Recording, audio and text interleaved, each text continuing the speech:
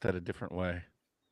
Hey, Pat the Pauper here. Got another episode of Cardboard Conversations, joined by the lovely folks over at Pure MTG. Bob, Matt, thank you for joining tonight. Yeah, thanks for having me. Glad to be here. Yeah, good Said morning, with Matt. such enthusiasm and conviction. Yeah. Listen, I just woke up like literally 15 minutes ago. I almost fell back asleep and missed this, so just happy to geez. be here. Yeah. Well, we're happy. I'm thankful for it. I know that a lot of the content creators and viewer base for Magic the Gathering have really varied schedules. So just want to say a big thank you to everybody joining us now and whenever we can get you later. Oh, look at Dave here. Yeah, see? Yeah. Oh, it's Mr. BBD. It's Mr. what is BBD. I'm glad you joined us tonight. Yeah, for sure. Got to get together sometime soon, Dave. So, I mean, let's just dive right into it. Hell yeah. For sure. I'm awake, and not only that, I have coffee, so cheers to you all. I'm drinking some Diet Pepsi in honor of Pause. Well, I don't get the reference, but okay. The guy loves Diet Pepsi. It's like a whole fucking thing. Okay. Yeah. Does Very Matt have cool. no head now? Whoa. Things are happening. Oh. We're live. What's up? Do you want to come say hi I'm to trying everybody? to get an image behind me. Does everybody want to see Miss Sherry Vegas on film? Whoa. She said, Uh-oh. I'm in my PJs. No. Okay. Sorry. It is Good a nice call, Mama jersey. Dude. It's a very, very well made jersey. This is my Christmas gift from Mr. BBD.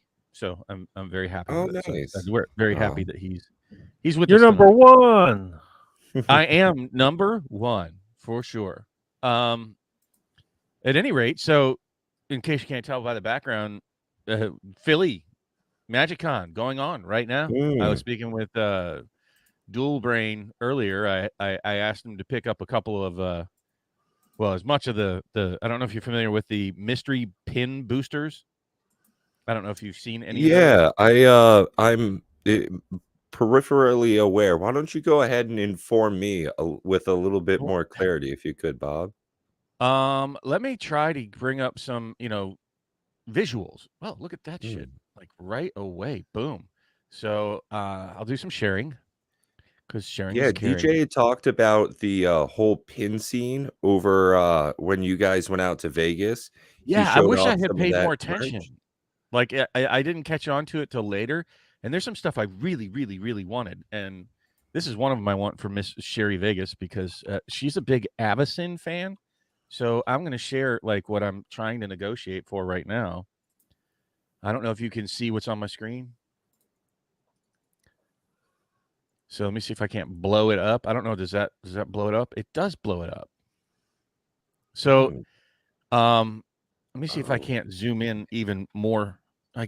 Okay. So I zoom in. Whoa. Well, apparently not. Let me see if I can rotate through the pictures and if that'll keep up.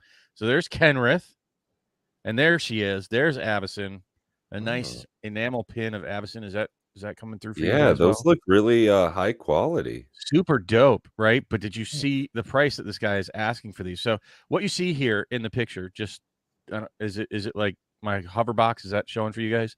So he's got 4 of the opened pins. You can see the enamel pins that have the cardboard card backer. And I think there's a bit larger than a normal Magic card, but not a lot. But you see they come in these booster packs, right? And I think the booster packs are like $15 each. I wish I'd bought some when I was there. I didn't really know. There was so much going on, though. I mean, I really can't kick myself too hard about it. But these Avacyn pins, there's like one. The cheapest one is, I think it's on an auction for about $105 just for that pin. And there's a buy it now for like $175 just for that one pin. Dag. Yeah. That's quite the now, premium. I don't know like what they're actually selling for, but what I did is I asked Ed, please pick up these, and he said they can't. I said, can you pick me up a case? I have no idea how they were like packaged. I didn't know what the like the WotC deal was for the packaging on these jokers. But he said they had like 10 of these in just like a stapled plastic bag. So I had him pick up like 20 of them for me. So I'm going to have some on hand. I don't know what I'm going to do with them. I would really like to get that Avison pin for Miss Sherry Vegas as a gift. Was looking at that for your birthday gift, Sherry, but I don't know. That's just, I don't know if she really wants a $175 pin. that might not be a thing that she actually wants. Yeah, But right. I How think, many chances is she gonna have to actually wear that out and about? yeah, I mean, it's dope. I like it. I just don't know if it's $175 worth of dope to me. So, Well, it looks like you kind of get a card with it too, so that's, added not value. not really. I mean, maybe if you want to like maybe try to use that card backing for like your commander, but I think they're like 3x5. They're not. I don't. I think they're like So that's larger. that's almost cooler. I think that is cooler. I mean, there's like the So, oversized cards that some people use for their commander. I Yep. think it's fine. I've actually thought about that a number of that's times. me. Maybe I'm wrong. One People of may want these. the one of the incredible things about the site from makeplayingcards.com is they offer so many different printing opportunities, and you can get really larger cards too. So that's something I've put a little bit of thought into when I get some decks. I might actually try and do that. These jokers are expensive. You know, like I said, here you go. I'm sorry, it's 164 and 110, right? Still, Just make an there's entire one for deck oversized. 105. What's that? just It'd make be an funny to make entire an entire oversized deck. commander deck oversized. Okay, but Matt, the thing is, it has to be a giant themed deck. Sure. Yeah. Like I a don't know how big these Praetor, are. anything large, Elder Giant, Praetor. But I know DJ has the blue waffle, the Emrakul. Yeah, Let's see, Emrakul maybe it's Aeons. sold. Yeah. I haven't looked at sold. So it looks like recently. Well, not too recently. So they look pretty rare. You know, doesn't look like they're like all that common.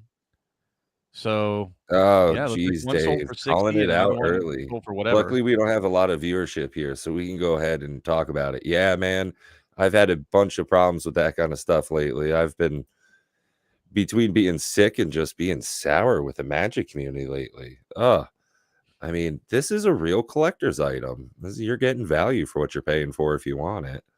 I'm Real digging it and I value. like it. I don't know how much, Sherry likes it. I think you're getting value if you're paying MSRP for it, but I don't see the value at 160 or even $60. I mean, I don't know. I'm not a pin guy, so if there's Well, but pin it's people one out of there, the maybe they like them. it's one of those things like if you miss the train, shit, things get expensive. I don't know if you ever like. Well, as a matter of fact, I do know that you haven't like flown much, but yeah, if you're like, oh crap, for a business thing, I got to fly out today to Los Angeles. Like if you'd have bought your ticket, early enough, it would have been far cheaper than, like $300 instead of you go to the Yeah. airport and they're like, oh, Yeah. well, we have one seat left that leaves at midnight for $1,500. And it's like, is that first class? No, it's in the back of coach. As a matter of fact, you're flying with the dog crates. But that's just the way it goes when you don't, time things out appropriately, which, let's segue into a lot of things if you don't mind, but I feel like I'm talking too much. So some of the things I want to bring up, You're good. this is a time to look into Lorcana, and we'll get into more of that a little bit. I was on Ashen Wings last night talking about it and some of the things I want to bring up with you guys. But speaking of playing cards, if you could make my face bigger, there we go. So I got these wonderful beauties in yesterday. They finally came in. These, oh man, I got the green screen on, and they look wonky, but these things came out dope. And here's the back of them with our info. Yeah, I designed the back of them, and then Bob got the art from our wonderful Overlord's AI. Yeah, the art was actually easy as shit, but making, the card frames and the words and all that actually took hours. Yeah. And plus, there were some issues with like the spacing on that took the white borders. Yeah, when I put the picture up, they had like white, a little bit of white on the edges, and they're like, "Hey, do you mean to do that?" I'm like, "No, how do I fix it?" And it wasn't very clear, but they stuck with me, and I'm super happy. I have about 230 of them or so. I'm going to be bringing them to Gen Con with us. We're going to be handing them out at LGSs to try to entice people to get into the Commander Raids format.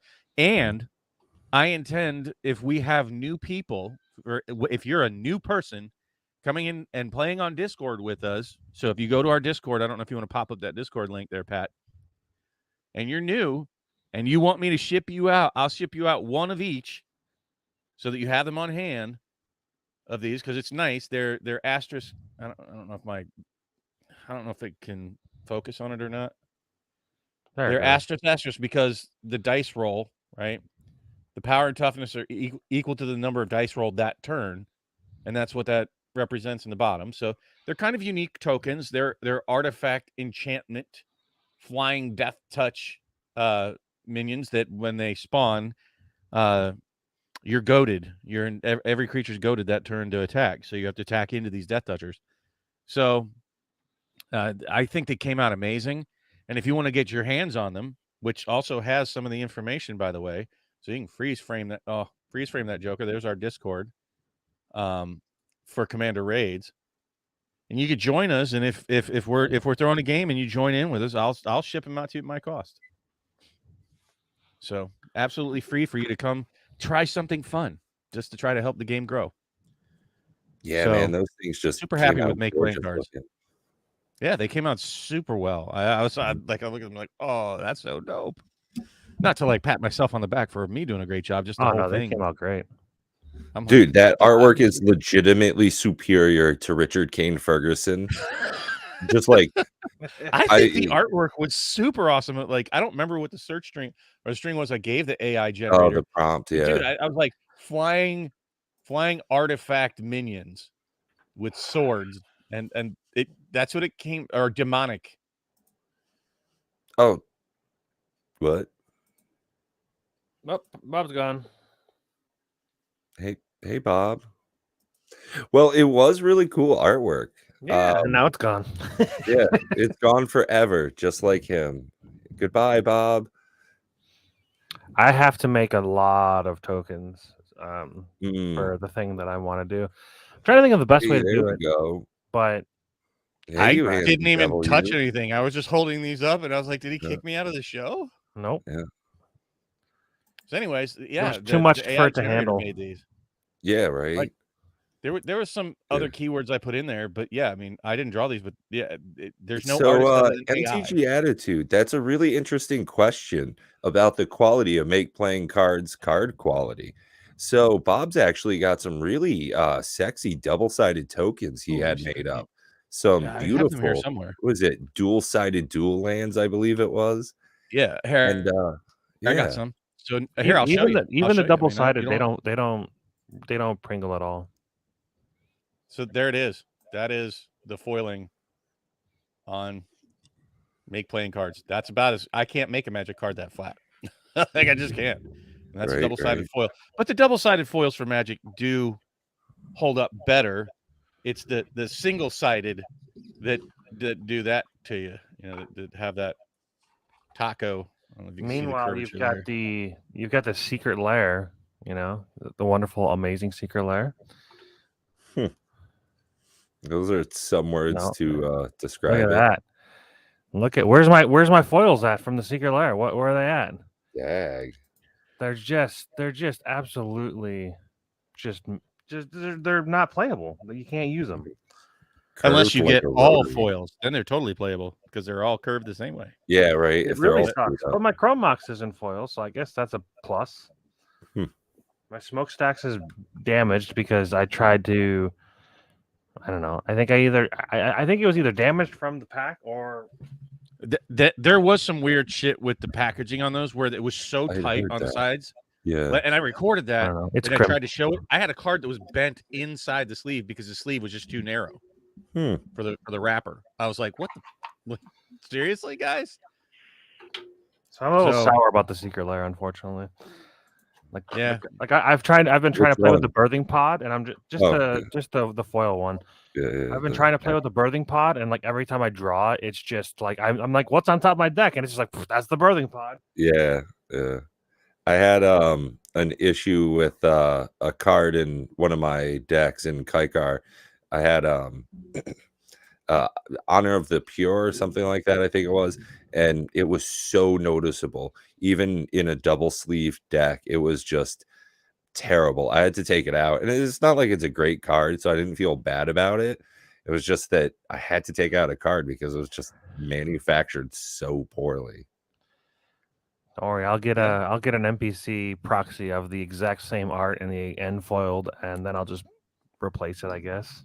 Oh my god. Okay, guys, I'm gonna share a screen too. All right.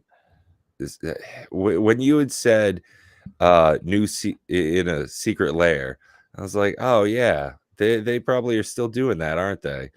So I went over to the secret lair there, and it's just ridiculous. Are they doing some fire secret lairs right now? Oh, And dude, they're I terrible. don't think that's Like, I quite the looked at way. them all and I went, no. Yeah, this is just fucking There's dumb. literally nothing in this whole mess I want. There's a $400 secret lair. Hell yeah! The prophets $250. predicted everything. Print it all. I hate this step incomplete. I think it looks so fucking bad. I hate the names. What is step incomplete? I actually like the foiling. I do. Well, the opinions are divided. I don't understand, Matt, what the naming convention is on that either. Why is it called step and complete? What are they doing with that? The I step. don't know. Why isn't it called Phyrexian watermarked? Because that's what it looks like. It just looks like watermarks. It looks like I'm buying the generic one that I didn't pay full value for. Like I haven't activated my Phyrexian cards. Like I don't know. I hate them. I think they're horrible. I like them. I don't like the art itself, but I like the foiling on it. You like the symbols everywhere? Yeah, I do. Interesting. Whoa. It might be a little overdone, and they might have I think it's been able to make them a little more subtle. But I would have no, much I dig rather it. them had it like in the art, not over top the card. Like just hide Phyrexian symbols everywhere in the art, and like maybe like they're like when you I like them turn better the than card. this. I can't honestly. I don't like Phyrexian. I don't know what text on these anything. fucking say. That's a batter skull. Right? I don't even know what There's cards they are. Nexus. I think that's Batterskull, isn't that? There's a I Crick, think I Son of recognize Batterskull. Yeah, Yawgmoth. Crick, Son of Yawgmoth, Like, and I Lighted don't know what the Agent, green one Glistener is. Elf, Lighted Ink Agent. Moth. Yeah, I got it right. Batterskull. I didn't even kind of see know what it where's the does. Glistener Elf? Is that Right that green one? Yeah. Yeah. Oh, okay, yeah, Bladed Agent's the blue But one. I mean, you get the point. It's like I don't. First of all, if I'm drinking with my buds sitting around, I don't want to like. Shit, hold on. Let me fumble with my phone to look that shit up. I don't really dig these at all. No. Because you put that out on the table, people are gonna go, "Oh yeah, wait, what? What does that do?" Right? Especially like that Bruna. What does it say? I don't hate it, but I don't like it. No. I did dig the Just Add Milk. I thought that was cool, though it'll be a little confusing to play with. Yeah. But I I've thought the seen look those was very in cool. But I person, don't like and they these at do all. look pretty good. Oh, this has got some like very eye-catching artwork. Snakes. I'm Lotus kind of a Cobra? fan I of like this Lotus style. Cobra. Oh, I really hate that Lotus Cobra. Like the one that's in I like the one much better in your set, Pat. Zendikar Rising. Mm. Oh, I was just saying that I like that Lotus Cobra's in the secret lair. Not that I like the art from Lotus Cobra. No, I'm talking about the art itself. It's like, ooh. Oh no, this is a good like these are great cards, especially like Hex Drinker is a tough one to get your hands on. Mm. Maybe Ice Fang Quaddle. I mean, a lot of these feel very much like they're much better in like modern, right? Yeah, I was just saying I don't play with any of those Like- cards but Lotus Cobra and maybe Ice Fang Quaddle.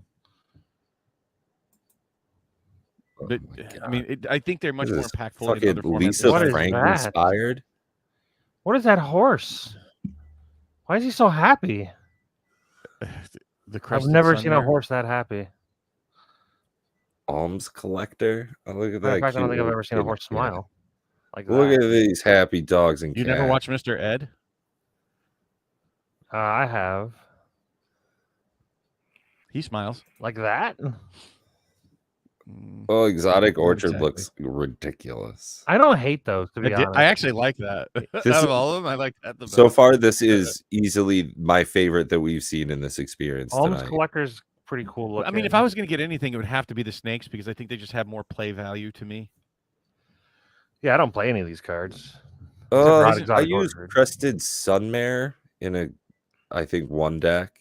Exotic Orchard's fine enough. Yeah, I use Crested Sunmare. I guess like Goreclaw's not terrible. Yeah. And Rin and Siri are like pretty, popular. Yeah, it's coming. I don't know if I'd play it. I like that it's a dog and a cat. It should have just been. You're good. You're good, DVD. And I'm sorry you burned your hand, Brian. Sorry to get to the audience there, but yeah, no, I'm not enthused about Secret Lairs at all. I mean, honestly, let's. Oh, we haven't talked about the Q4 results, right? That was this week. Oof. So I did a live thing for DJ on that, and I'm assuming both of you guys just want the TLDR on that. Oh my god, there's so many more of these. The Hasbro Q4 results. Oh, I saw they had loss of like 124 million or something like that. Dude, it's so much. That's oversimplifying it. But so I'm going to boil down the essence of what the issue is. Number one, like I was, we had that chat in Facebook here from Messenger. We were talking about the health of Hasbro, and I said if their Q4 results are good, I'll eat my words, but they're not. The report was definitely confusing. It was obfuscated, meaning they intentionally tried to obscure the meaning of things. And there's a lot of like financial speak in there that I had to go look up most of the terms. There's nothing that looks healthy to me about Hasbro. Just, I mean, even like Magic hate aside, holy crap, their financials look terrible to me. They have right now, especially, you don't want to have your money tied up in things like new IPs or have outstanding debts or high leverage debt as a company. 2-3 years ago, cash was trash. You wanted to have your money somewhere where it's growing. Right now in an inflationary economy, and it's hard to get money out of, like the drooping stock market, cash is king, right? Even Rudy talks about it. And they have half of the cash that they had at Q4 last year. At Q4 this year, half. They went from $1 billion in cash to $500 million. That is not a good sign. And they just cut a bunch of bodies. Not a good sign. Their inventory levels are even higher than they were last year, even after their Amazon dumps. Not a good sign. And especially when Cynthia says, I don't see any evidence that we're overprinting things. When you have too much inventory, you're overprinting.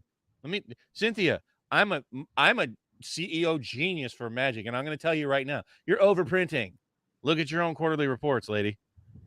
So that was all bad. And what it tells me is Chris Cox in the very opening set of paragraphs stated that he was proud that they reduced inventory levels and they plan to continue to reduce inventory levels through 2023, which to break that down means that they plan on doing more Amazon dumps and more flushing it into, forcing it on distributors and things. So, one of the things I got out of that though was that with the air quote reducing inventory levels, I honestly think, and Rudy made a really good point to this in one of his videos, and I don't say that all too often anymore, is that even though Magic the Gathering, Wizards of the Coast does design their sets 1.5 to 2 years in the future, one of the things that they don't do is print it until it's ready. So they can change the amounts that they actually do get out to people. I wonder if in 2023 and into 2024, possibly, we see the distribution levels change a little bit. But they didn't say they were going to reduce print runs. They said they were going to reduce inventory. Inventory is stock you already have on hand. Well, inventory is exactly that, what you have on hand. When they print it, they're trying to reduce their inventory levels. Is a possibility in one way to look. They're stuck with excess inventory. If you look at the amount of money, it hasn't shrunk, right? And that's after their concerted effort of trying to reduce that. It's how much money they have stuck in inventory. And they're talking about it not from our perspective. They're talking about it from an investor perspective. That whole thing was nothing but perspective investor speak is what that was. And it wasn't good. It really wasn't good. And I don't want to go into more things like, I don't know if you're familiar with goodwill to asset ratios and those kind of things. I was digging into that, and EBITDA and non-GAAP and GAAP accounting measures and all those kind of things. I dug into all of that, and it's just, even to make the numbers that they had, which was inconsistent, and they would shift it around sort of from graph to graph to try to paint a picture differently than what the hard numbers are telling you. And basically they used non-standard accounting procedures to even create those graphs. That's not good, right? GAAP, GAAP, stands for Generally Accepted Accounting Principles. And what they're telling you is that the numbers they provided were produced using non-GAAP measures. Goodwill, as far as an asset's concerned for a company, is not tangible. It's not inventory. It's not printing presses. It's not anything other than like your IP and what people think it's worth. Now, it's good to have some of that because it shows that you're buying out other competitors. So I look like, what's a healthy number for a company? So I looked, and for the market as a whole, it's around 5%. So if you take all companies and you total their goodwill, which also accounts for consumer confidence, their relationship with their employees, the normal level is around 5% of your, let's call it net worth, of your assets. 5% of your assets in goodwill is the normal. That's the average.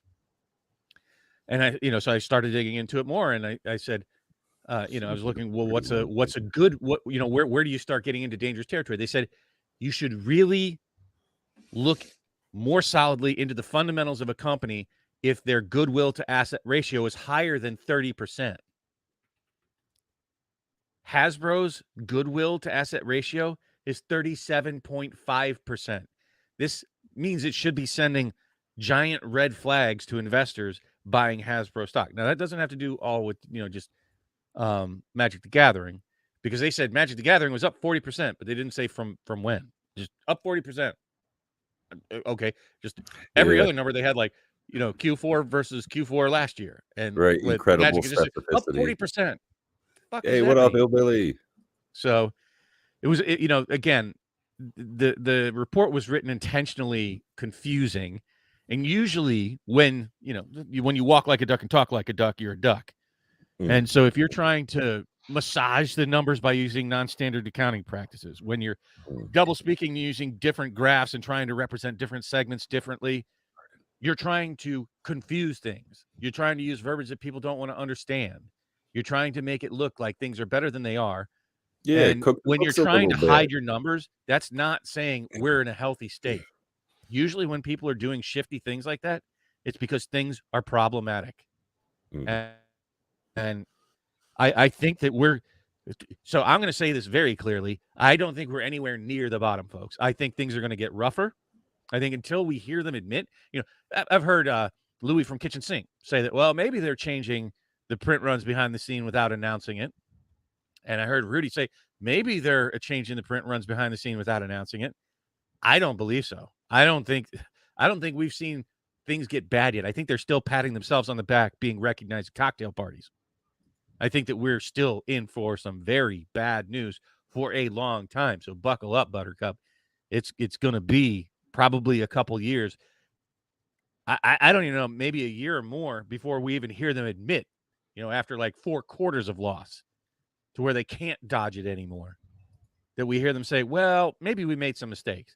Until we hear that kind of verbiage out of them in some fashion, they're not going to change the way that things are going that has been driving them down a very steep slope.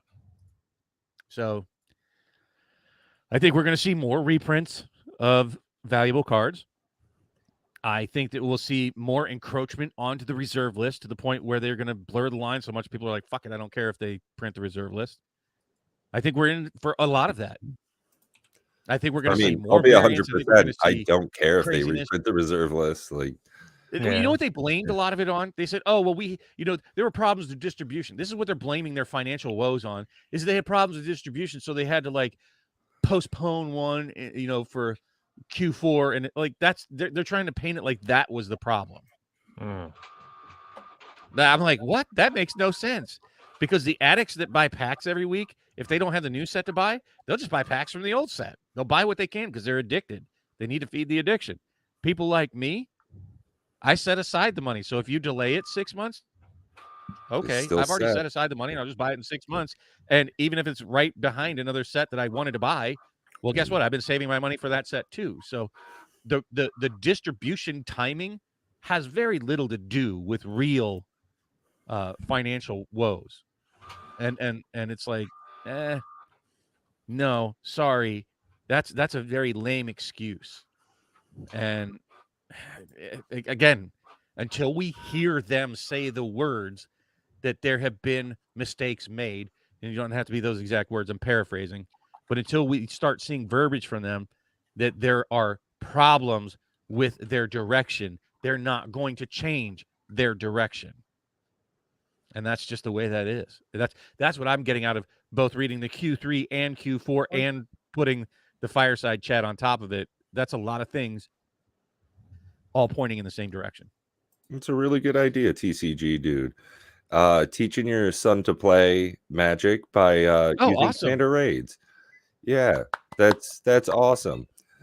Hey, TCG dude, if you want some of these, the minions, hey, get in touch with Pat or myself, and we'll send you out some so that you have them on hand to play with. Really glad to hear just hit that. the links below. Shoot me out an email, or if you're on the Discord server, just message either Bob, myself, Pure MTG anywhere, and we can get those out to you. That'd be great for you. Love to see the that. Silver lining there is Commander Raids is doing well, and that's all very good. So yeah, that's exactly how I felt, BBD.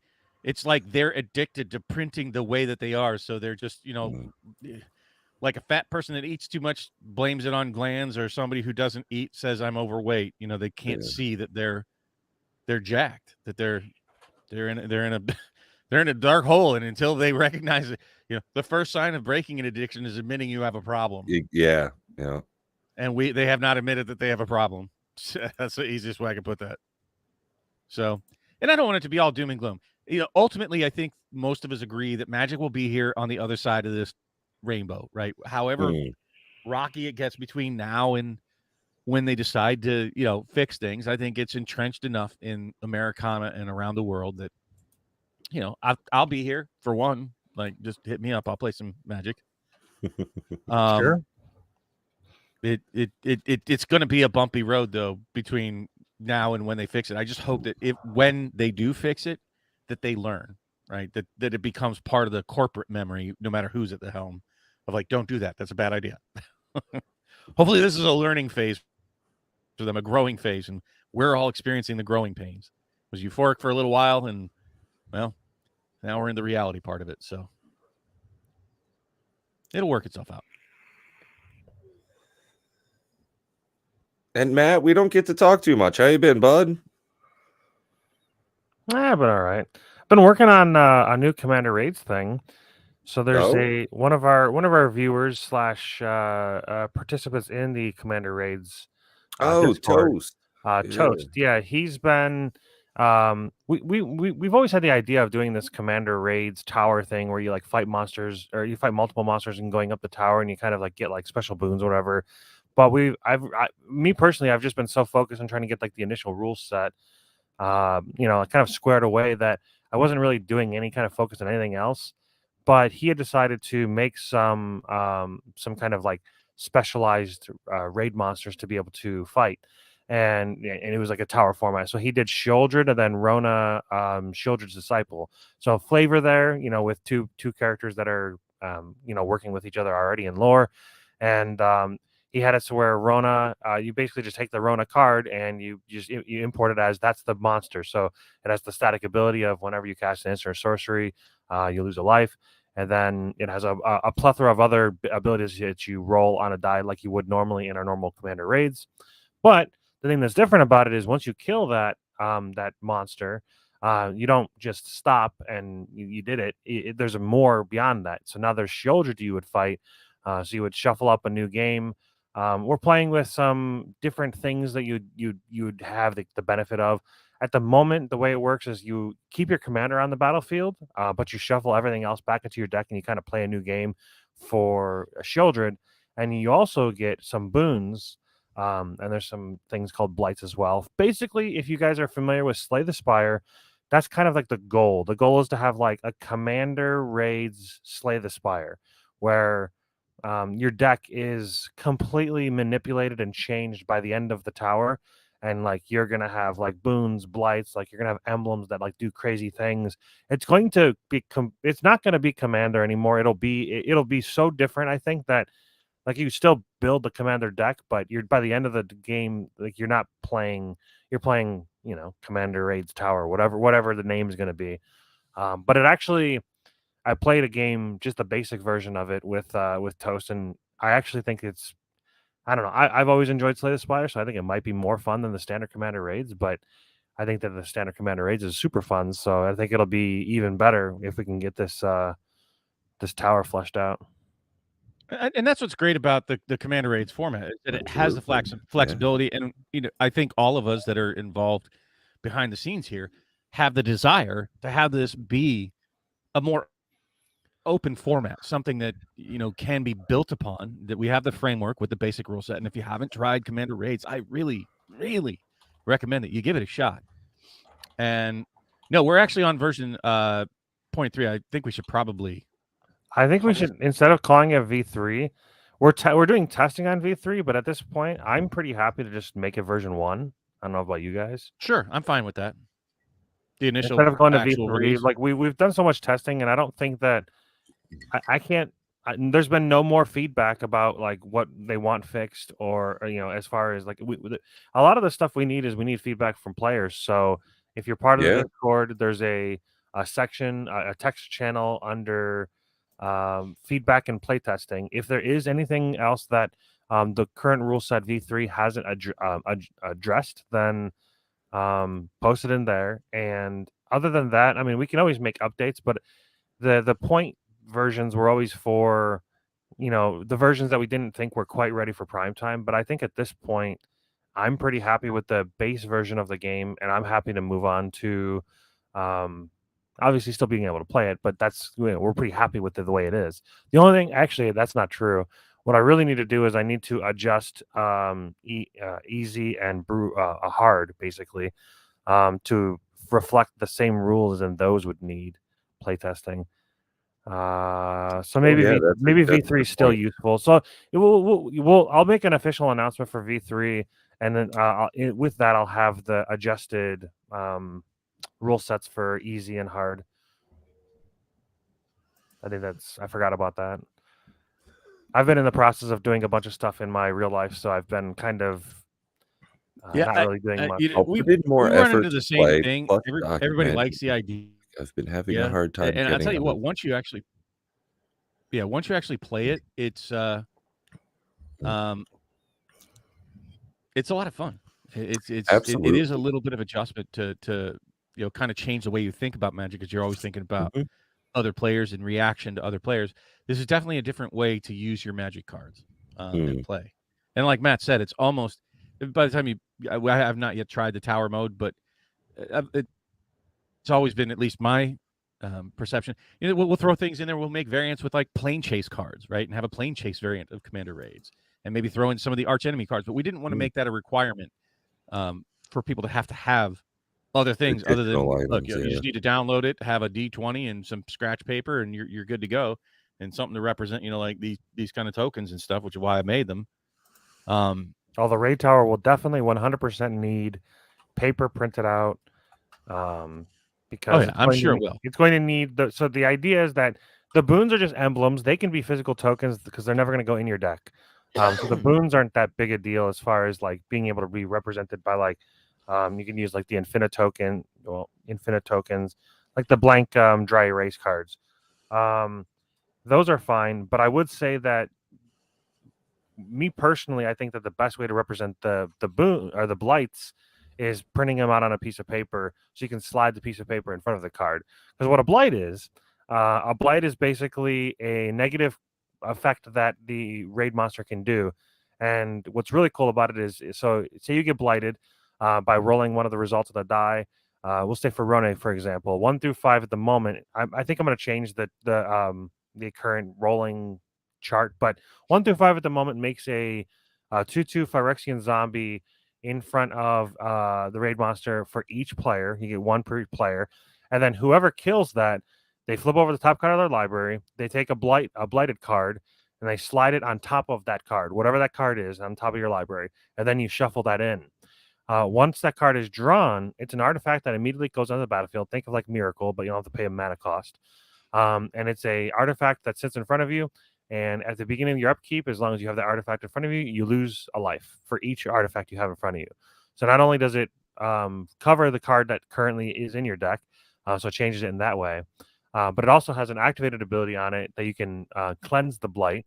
You could pay 4 colorless mana, cleanse the blight, and then play whatever cards underneath. So there's a little bit of, it's a negative, but then also a positive. It changes the way you play. It changes the way your deck operates.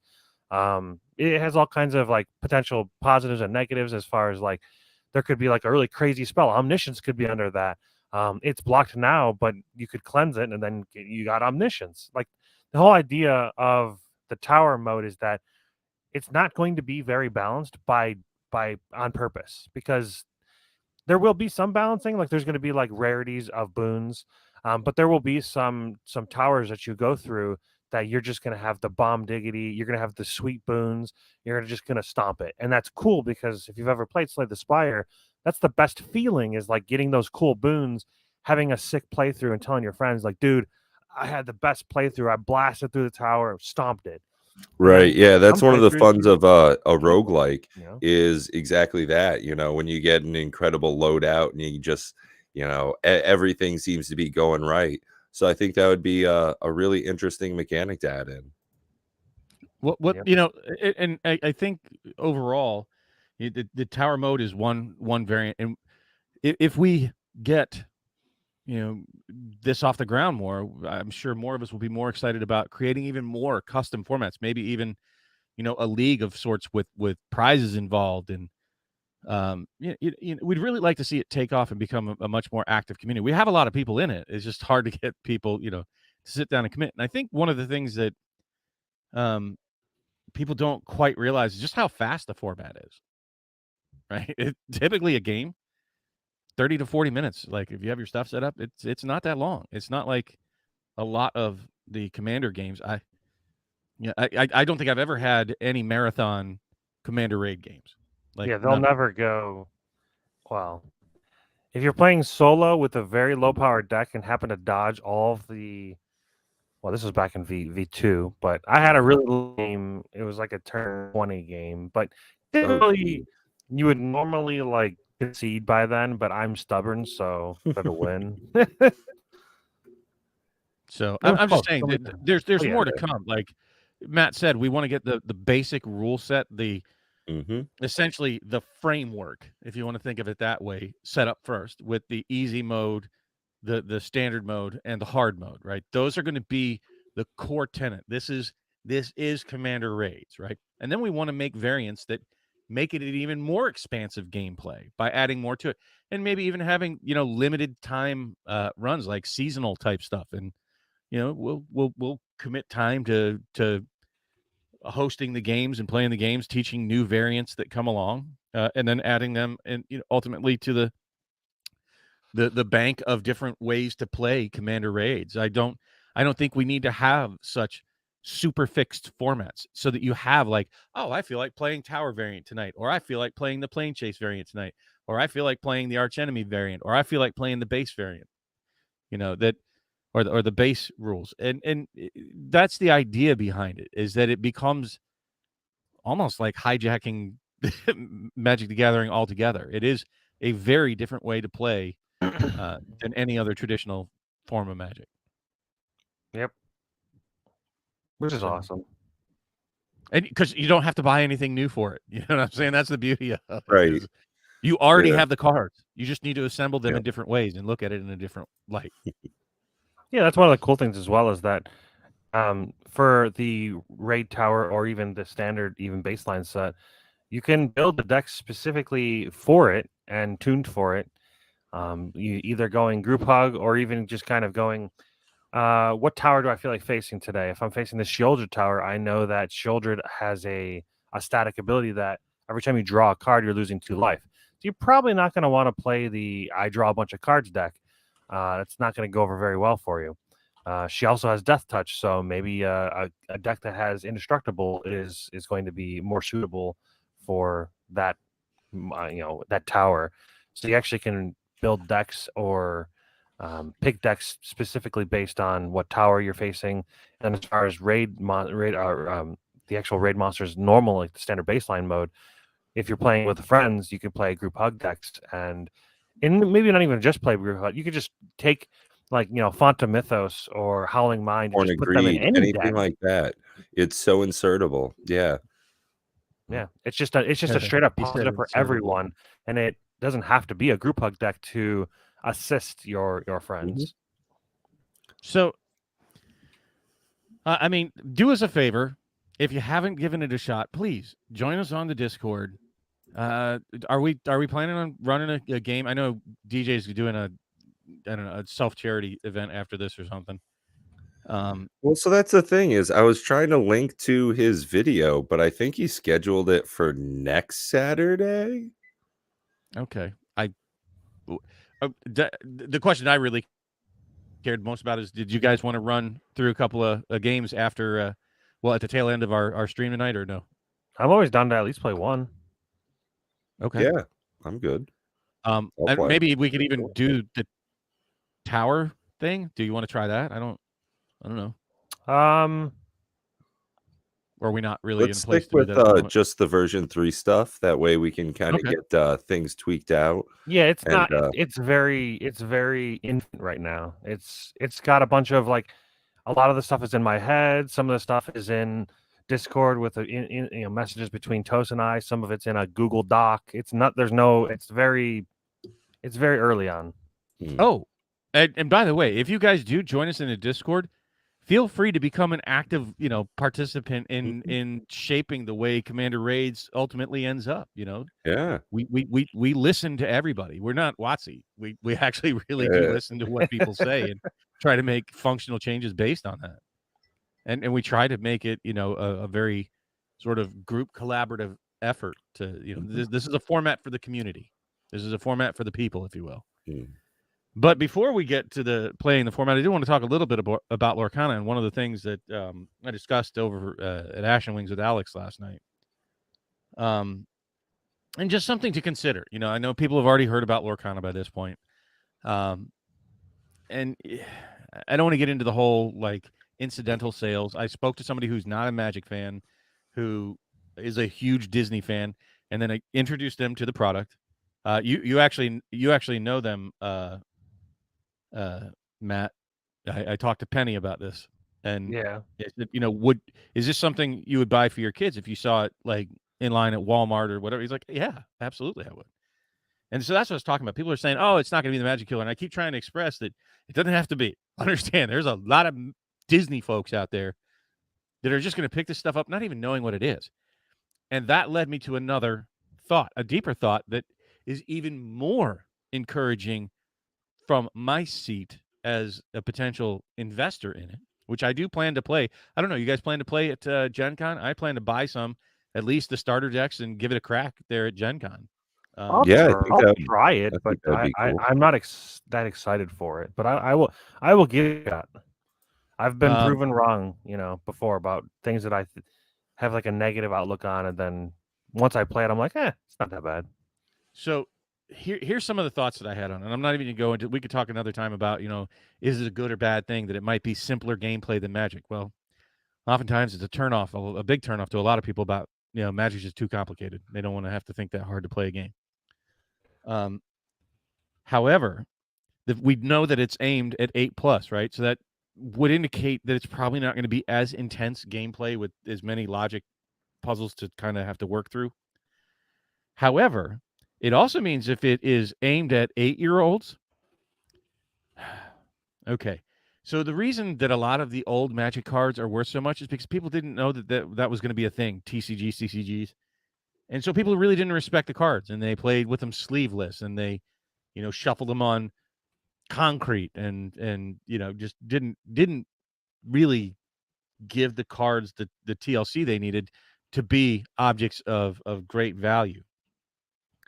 Well, the newer games like Flesh and Blood and MetaZoo and these other things, people know that those cards have value. The people that are buying those, right? They buy them fully aware of what a CCG is. They're fully aware that there are some rarities that have super value. One of the interesting things is that one of the interesting probably side effects of Lorcana is what does go out there. Much of it's going to end up in the hands of probably 4-year-olds to 8-year-olds. Like, they're going to get jealous if you've never had kids and you buy the 8-year-old a pack. Guess what? You got to buy the 4-year-old a pack too. So they have rarities in those, and they're super rares, and they're super rare foils and all that kind of good stuff. I don't think that the 4 and 8-year-olds are going to be taking that great care. So what this leads me to is that I believe attrition rates for a newer game, as far as Lorcana is concerned, are going to be much higher than most of the games out there. Like Flesh and Blood, people have known since it released, and Sorcerer. What's the other one? The new one, the Sorcery, is that what it's called? And Cryptic.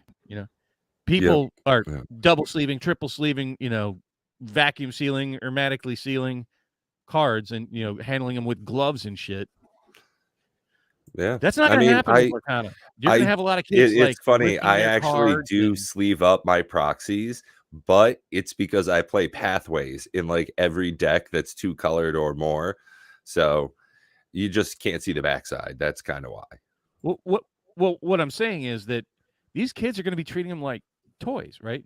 They're going to be putting them right alongside their Legos and their little action figures, and they're going to kind of sit on them and have snot on their hands when they pick them up, and the cards are just not going to be in great shape, and they're probably going to get lost and torn and damaged and whatnot to a greater degree than many of the other collectibles. So from the collectible aspect, I have a feeling that you're going to have ultimately a smaller population of high graded cards down the road. So that was actually almost what I would consider to be an unintentional benefit of targeting a younger audience, is that these cards are going to have value, but I don't think they're going to be treated with high value by young children.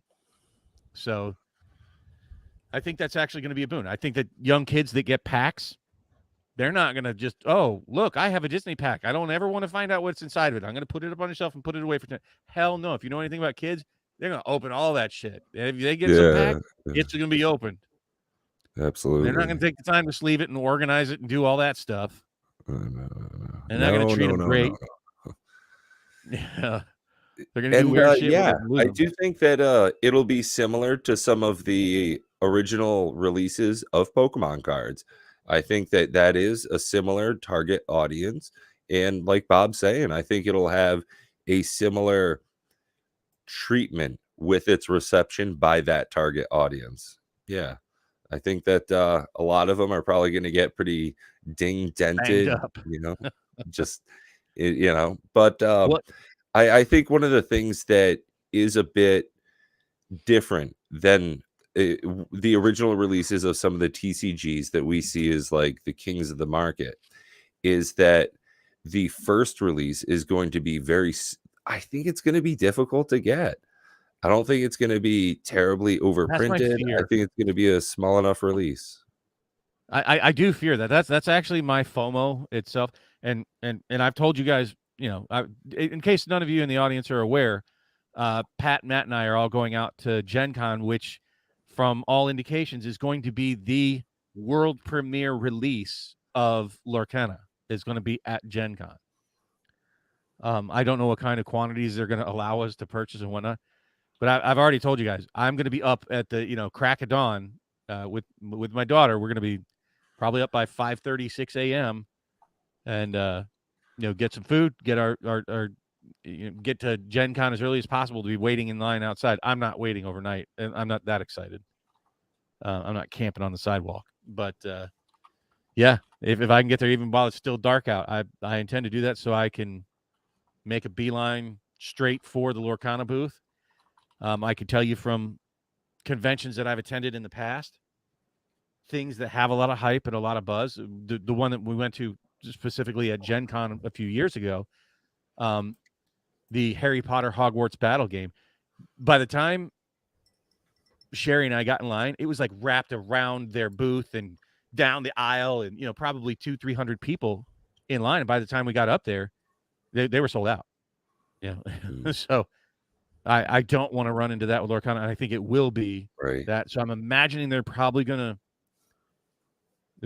clamp down, purchase quantities. Yeah, we had a pretty good discussion about that, and I absolutely agree with that sentiment. I do think that when we get to the convention center, that it's a very good likelihood that there is a maximum purchase quantity. And if we're not there early enough, they may be sold out by the time we get there. Like, if you really think about it, and saying something like 300 boxes doesn't sound like a lot, right? Now think about what kind of floor space at a convention, which is ridiculously expensive to get a booth. This is not, the Disney warehouse. I don't know how many boxes they plan on having, but let's say they even bring 100 cases. Do you know how big 100 cases is? Like just a footprint? Yeah. Okay. You think they're going to have a pallet sitting there at their display? Not likely. And they're not going to, it's not like they have storage rooms where they can just go get massive pallets of shit. They bring they might have they could have a truck. They could have a truck sitting outside. Yeah, that's what I was thinking too, Matt. Maybe they've got a box truck because all the incredible floor design kind of stuff they're gonna have. If anybody's seen what Ravensburger is planning on doing for Lorcana, they are going to be doing a lot of really high quality presentation. Whether it's just their displays, whether it's the background. I think that we're going to see a lot of stuff from them. So I wouldn't be surprised if they've got some. I was even giving that as an example. They could very well have over 1,000 people in line just on the first morning wanting to buy a box.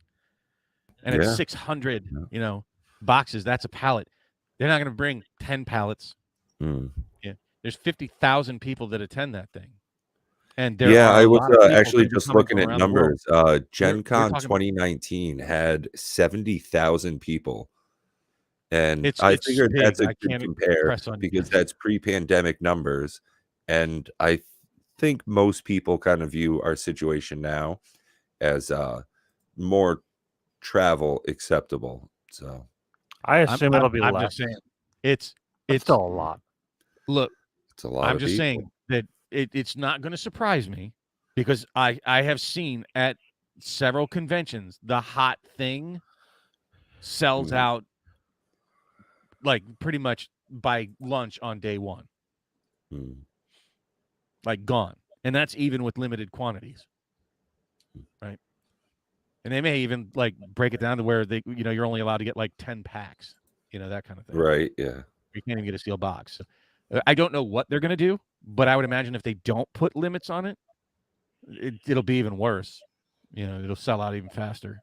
So, I expect that to be a behavior that we see at LGSs as well. That they're going to limit quantities and not allow the evil investors to do what I want to do. I may not be able to get the 2 cases that I want. So,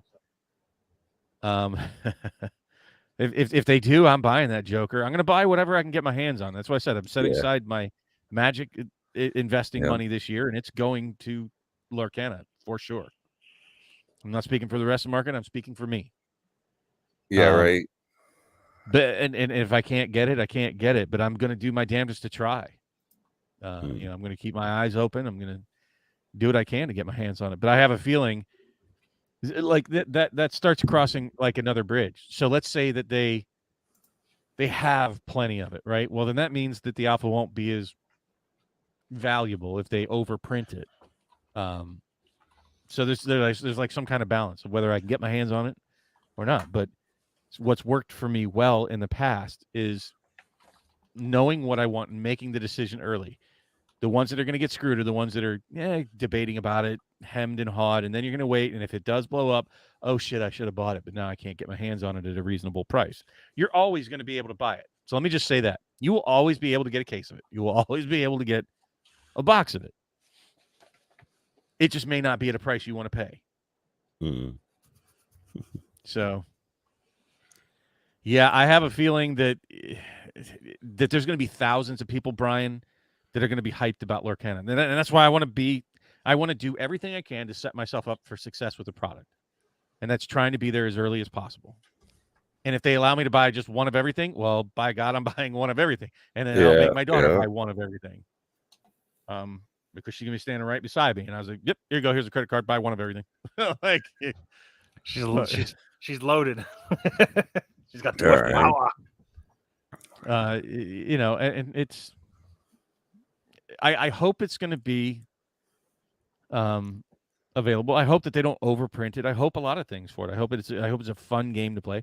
And look, there are a lot of games that are simple to play. If you've ever played Evolution, it's a very fun game.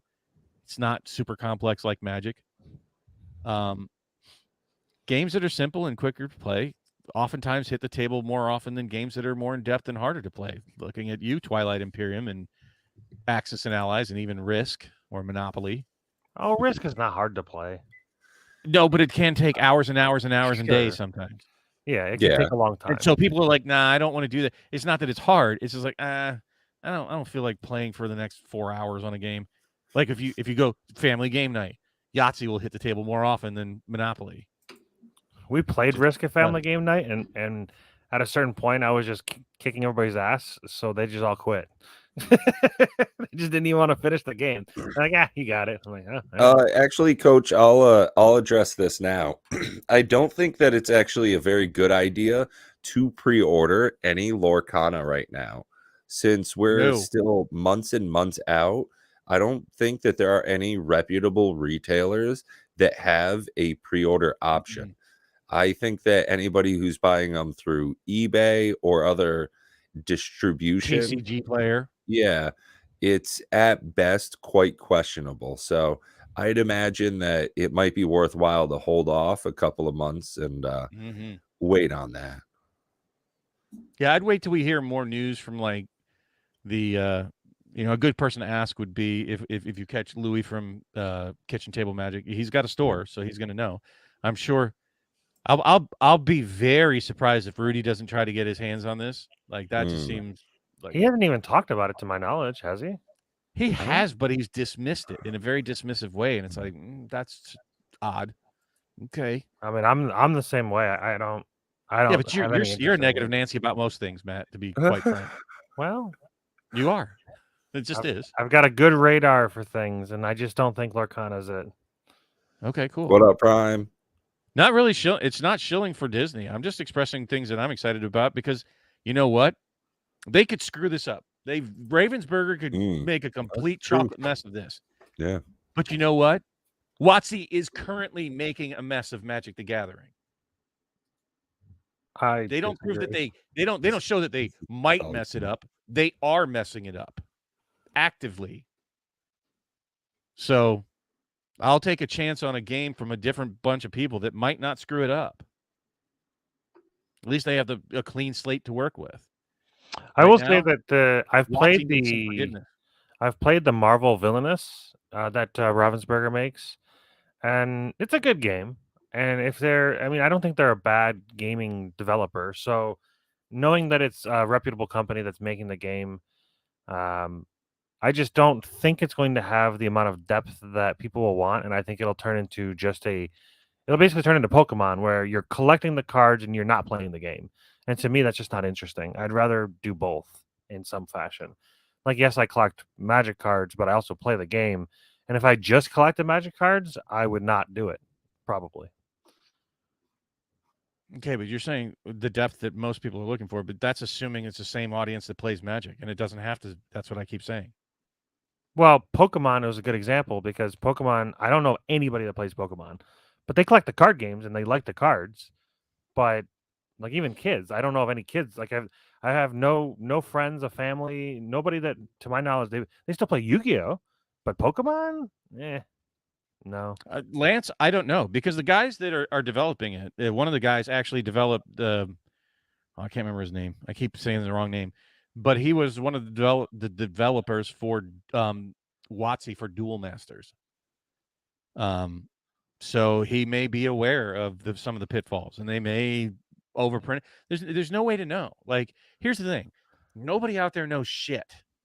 Rudy doesn't know. You don't know. I don't know. Matt doesn't know. Pat made a great little short video. We all don't know, right? Nobody knows nothing. Don't know nothing.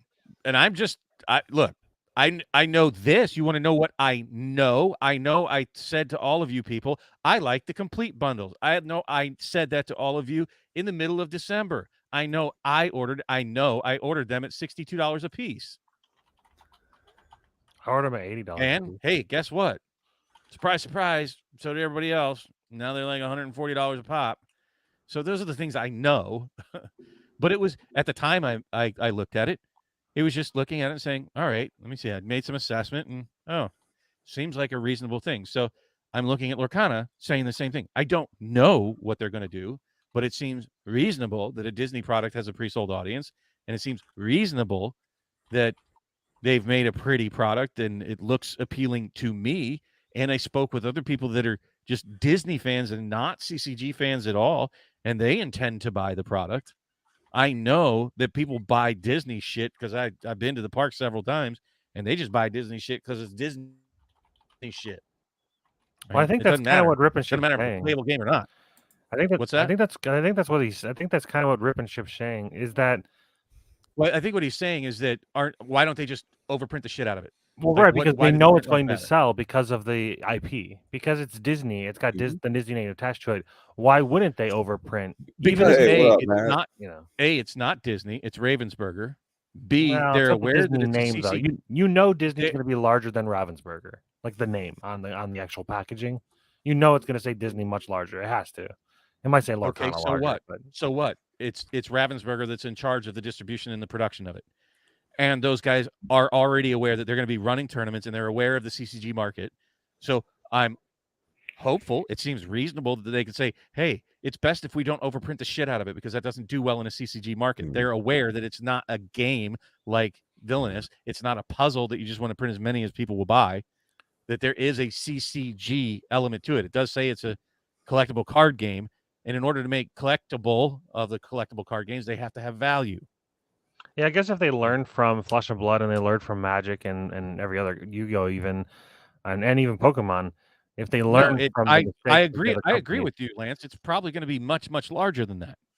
Yeah. So far I'm actually really interested in seeing that their first print run is 200 cards. And each edition 200 cards. That's what they've announced is their target for numbers for each. And it's going to be quarterly.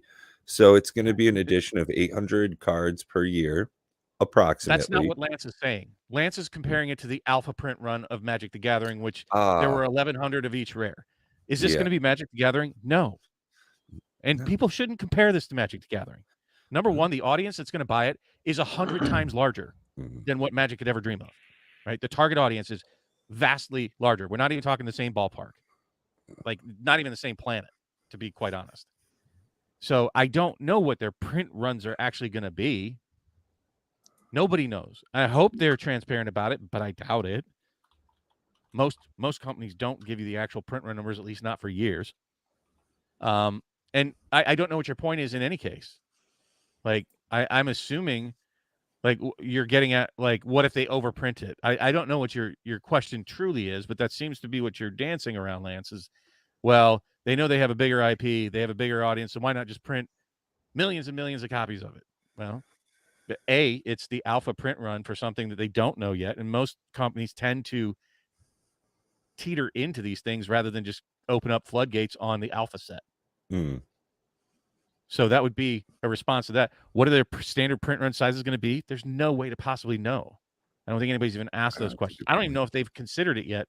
They probably haven't even really hit the printing presses yet.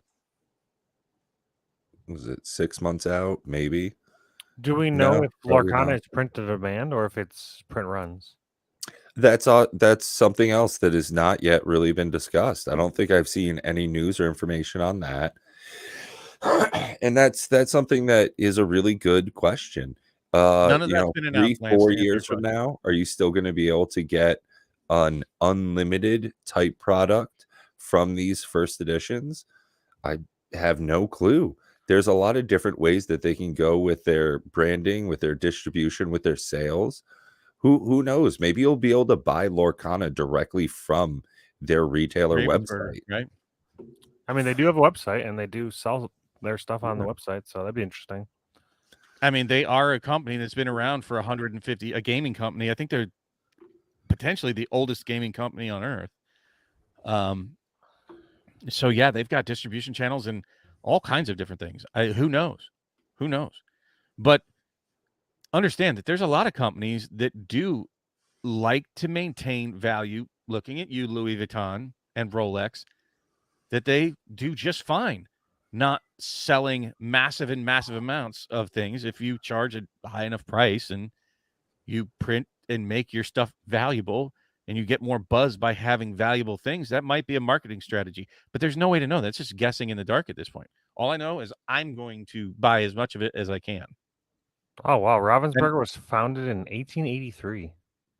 Yeah, I think they're the oldest toy company. So at any rate, yeah, I mean, I've done a little homework, and I'll say this to everybody. So no matter how many print runs they make of this and how many millions or hundreds of boxes that they're going to be, get your financial shit straight before you invest in any of this stuff. And I'm not even saying investing in it. I'm just telling you what I'm looking at. You're welcome to go do the homework and look for yourselves. I don't ever tell you what you should or should not do. No, that's not true.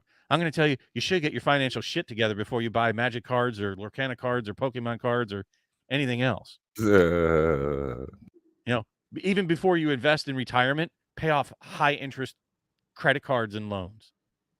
Then when you start getting a little bit of breathing room, then you get your rainy day money. Then you start putting away money for your retirement, right? In solid investments. And I'm not talking crypto. And no, your house is really not one of those. I'm talking about traditional type of investments, IRAs, Roths, 401ks, those kind of things, HSAs. And then if you have anything left over outside of your entertainment budget, or maybe even soaking it up from your entertainment budget, then you can look at buying cases of the Lorcana. And then it won't matter what it does. It won't matter if there's millions of boxes or hundreds of boxes. And if they're going to do a first edition or an unlimited edition, it doesn't really matter. Like, you should not be looking at this as financial advice on what you should do to retire or buy your vacation home in Jamaica. This is just, it's cardboard conversations. So without having that information, there's no way to answer those questions. It's speculation. This is the epitome of speculation. I ordered some exciting product. Why does it do this? Wow, it's invisible. That's awesome. It's so cool. It's shiny as shit. It must be. Is that the standard, or is that the yeah, just the standard, the collector version? Here, we'll do this. We'll do this. So yeah, I got the box set. Oh, cool. Of the standard version. So here's a little tidbit of information about people that are selling on TCG Player. I wanted to buy them, but I was forced to buy them quicker than I anticipated. So in case you're not aware, if you're selling on TCG, the default payment method is store credit. So I got my first payment, and then I got store credit. I got an email saying you've received $214 in store credit, and I was like, "Why?" and I've been a seller on TCG Player for years, but I haven't sold in a while. So apparently, you have to change your default payment method after a certain point. So a little fun tidbit of information for you. Oh, that's. But I wanted to buy these anyways, and I had a gift card for TCG Player from winning November's tournament in the Jake and Joel Magic's league. And then I actually just won in January as well. And then I've got my league game here in 45 minutes for the final tournament of champions. Oh, so you're not going to be able to play then? No, 45 minutes. It depends on when we start. We're going to have to speed it up now then. Yeah.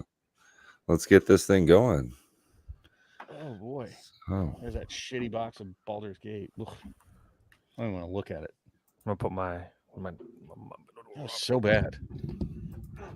Was so bad. so what we're going to be doing here now is we are going to be shifting things over, and we're going to start doing a spell table version, I think, of our commander raids.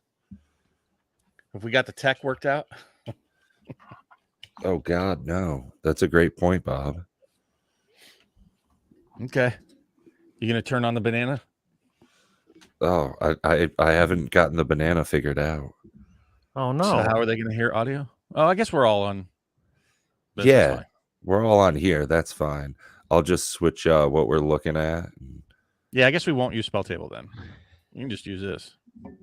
I think designing a channel for kids is difficult, isn't it? Not? Isn't there a lot of limitations? There's a lot of limitations. You're not allowed to have any comments. So that's one thing.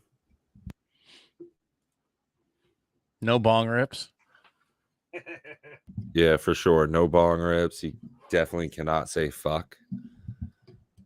That's like a whole thing. You can't show your whole thing for sure. Damn That's illegal squares. in most cases.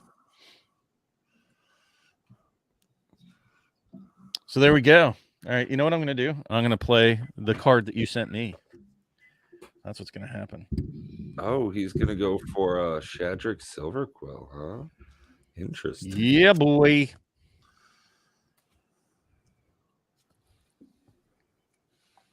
I do like Ravos, though. Wait, does this mean that I can play Magic with a playmat of any choice?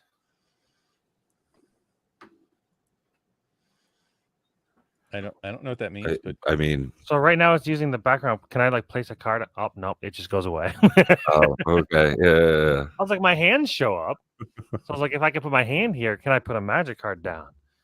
And then I put a Magic card down, and it's like, nope. it has phasing. Everything has phasing. Sure, sure. Yeah, right. does. Everything is phasing all the time. Totally protected. I won't play my league deck because it's a degenerate combo deck. But it is it's a Shorkai deck, which is always fun. Look, you can play whatever you want. This is a combo deck. Oh yeah? You built your first combo deck for the channel? No, the hug deck is a combo deck. But that looks like a Shadrix. It is. Is it a Shadrix hug deck? No. Oh. But my hug deck has combo wins in it. With Tulane and AC and Omniscience and Aetherflux Reservoir. I do need to practice it. I'm curious how it plays against. We'll see. We'll do a quick one. All right, Pat, you're up, buddy. 75 points. We're playing the version 0.3 at 3 players, so he gets 75 starting health, and we are on turn 1. I will go last, I guess. I'm not quite set up yet. I'm working on it, though. He's getting there. He's doing it. He's figuring it out. He's doing it and doing it and doing it again. Okay, cool. I got an email from DoorDash saying that I've got a coupon that I can use 3 times for 75% off. Oh, son of a bitch. Did I really do this? What kind of deal is that? Is it like 75% off of delivery fees, maybe? No, it's 75% off up to $20. Huh. I've never DoorDashed. Again, I live in like northern Vermont, but I guess they start doing that thing around here now. I am on this big project, and the consulting team that we're working with is from all over the country, so they're used to that kind of shit. But man, See, get 75% off your next 3 orders. Don't miss the magical feeling of opening your doors to a delicious, ready-to-eat meal. Let's make it happen. 75% off. Up to $20 off your next 3 orders. Okay. There is a code underneath that, but I don't want to like show the code because I don't know if it's limited or something. Right. Virtual playmat. That would be Okay, Matt. Actually, there is a way you could do this though. If you just have like a mat that you can key. a green screen. A green Not mat. yeah, or whatever, whatever's That would like probably work. Yeah, that'd be interesting. just make sure that you're not playing a green deck. True. Or any green cards. Or choose to key a different color. Yeah, it could be Yeah. probably you could probably key orange. Yeah, you choose whatever, yeah. But yeah, actually, Coach, I think that you will end up seeing a pretty decent amount of Lorcana on the channel. As least for talk, certainly. So let's go ahead. I'm gonna pull up Commander 8 version 3 here in the background. I intend to crack some at Gen Con, so we probably might put out some very, very early on box opening, depending on how much we're allowed to actually buy. Hopefully, they print millions of it, and we can buy as much as we want. And they have 10 pallets there and stuff. And hopefully, they don't limit us. 1, 2, 3, 4, 5, 6, 7. Is it going to be a good hand? I'll probably end up buying the Lorcana stuff just at the convention, just in case. I ain't gonna spend a bunch of money on it, but I'll probably buy one of the products that look like they'd be good resale value, especially if they're limited. If they're limited to just the convention, I'll definitely buy it. I'm gonna grab a new one. Then again, I'll probably buy anything limited at the convention just to resell. Right. Okay, this is I'm more thinking like You're gonna if they have like starter decks or like I don't know specialty products. So I'll The packs are plane easy to into Soul's Attendant, pardon, and then I'll pass turn.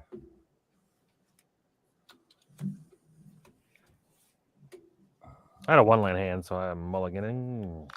Yeah, There's a 2-land hand. I can do 2 I had lands. a 2-land hand, but nothing to like go along with it that was decent. So 2 lands, okay. I'd prefer some mana rocks, but yeah, I'll give it a whirl. Nimbus Maze and pass. Oh, I just realized Nimbus Maze taps for nothing. What colors you guys playing? White and yeah, green and white. White and black. Maybe this isn't a keepable hand. Oh well.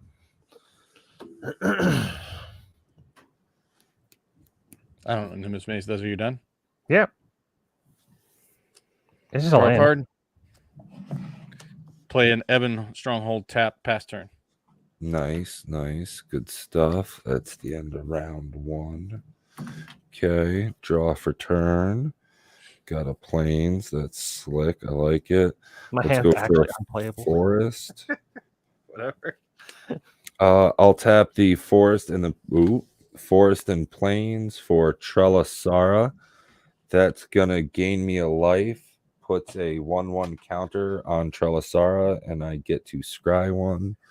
So I'm at 40. I'm gonna need like a whole separate thing for my life. That's gonna be a pain. But that can go right on the fucking bottom, and I will attack for 1 with Soul Attendant.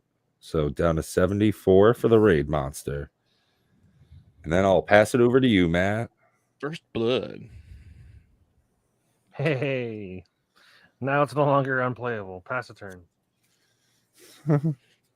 Untap. Draw. This only taps for a color if I have a basic land, like a an island or a plains. Then I had an exotic orchard, which only taps for colorless.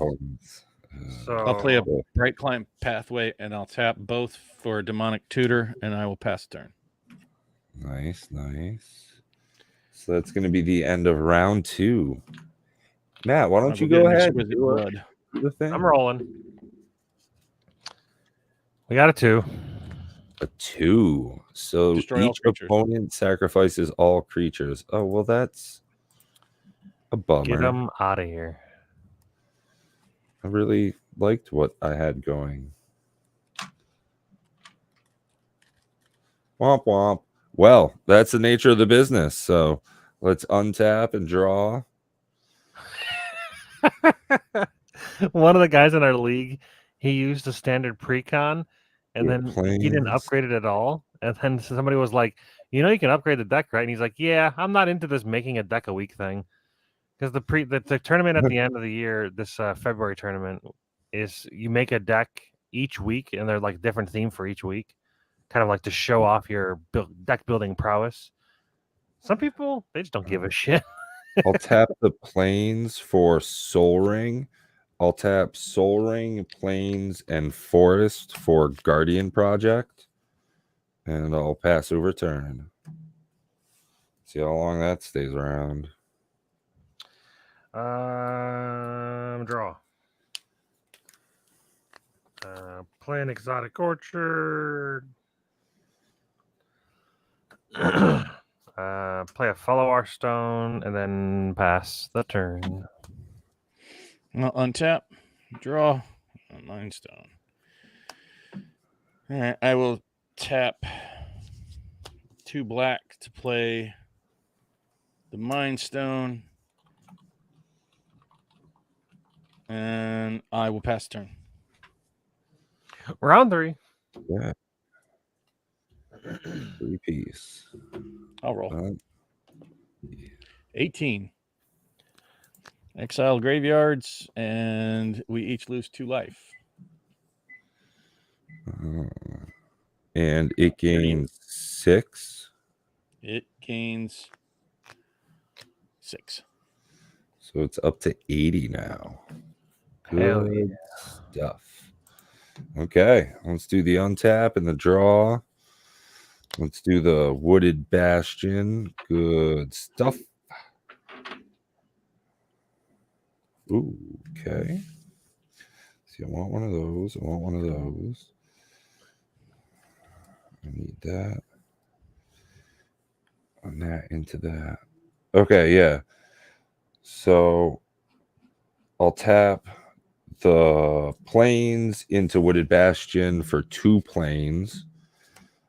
I'll use those 2 plains to play Daxos, Blessed by the Sun. When a creature enters the battlefield and my controller dies, gain a life. Since I only have 1 Daxos in this deck, it triggers Guardian Project, so I can draw a card. I will go ahead, tap 2, a green and a white, to play Trelasara. That's going to go ahead and trigger Guardian Project again. And now I'll pass turn. Well, first off, doesn't Daxos, she's going to trigger and you would scribe before you would draw that card? Yeah, and I'll leave it right there. And back up to 40. I meant the one that you drew. You could have scribed that. Yeah. I'll play short guy and pass a turn.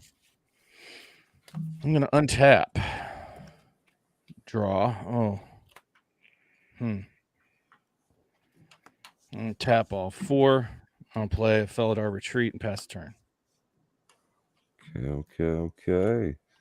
That is the close of round 4. First one is a 7. Gains 10. It's at 90. Dang. I'll roll the Okay. It's second going one. in the wrong direction, fellas. 9. Oh, you got it. Oh, you rolled one? You got it. 9 is draw 1, play 1. Okay. Draw 1, play 1. Let's do the untap part. Let's draw for the turn. That's cool. My commander only does, literally that. Wants to draw more than 1 card. That's fine. I'll do it on its turn. I'll play Temple Garden. Comes in tapped. I'm not going to pay the life. Screw it. I don't care. Ooh, here we go. 2, a forest, and a plains. Pull this stuff down for Lathiel, the Bounteous Dawn. It's going to bump this up. It's going to bump this up. I do get to scry. I'll leave it there. I don't get to draw for Guardian Project. That's a little bummer there. And now I will go ahead and attack with Daxos and Trelasara. So that's 4, 5, 6 damage. Woo! Down to 84. End of my turn, I get to put a 1/1 counter on any number of target creature on any target creature. So I gained 1 life. I'll put another counter on Trelasara and pass turn. Trinket Mage.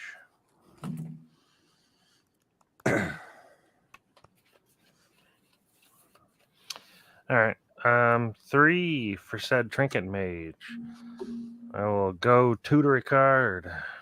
1 mana value or less.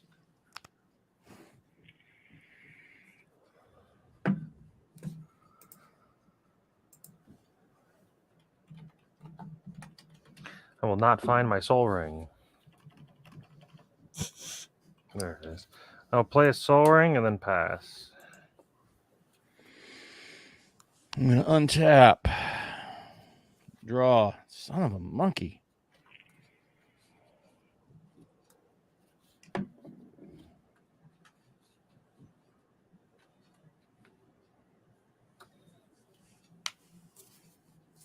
really hate to do this. One of the worst damn- Hotels. Actually, yeah, I think everybody's got hotels all set up. Matt actually was so wonderful to actually book a room for 2, so I'm going to be staying with him, and I think Bob and his daughter already have their stuff set up as well. So Yeah, I got the Valentine's Day suite for Pat and I. So yeah, it's got a heart-shaped bed. It's on like a platform that spins, disco lights, wine, rose petals. Comes with Magic the Gathering themed I'm hot gonna go pocket. Scorbland and put that into play, which will We've got a love sack on the in the corner. I'll shuffle this in a second. I'll go get my token. Comes with a complimentary Magic Gathering 30th commemorative edition pack. No, it's a MTG 30th condom. Yeah. But it does cost $1,000. Sure, of course. Yeah. This is a 4-pack though.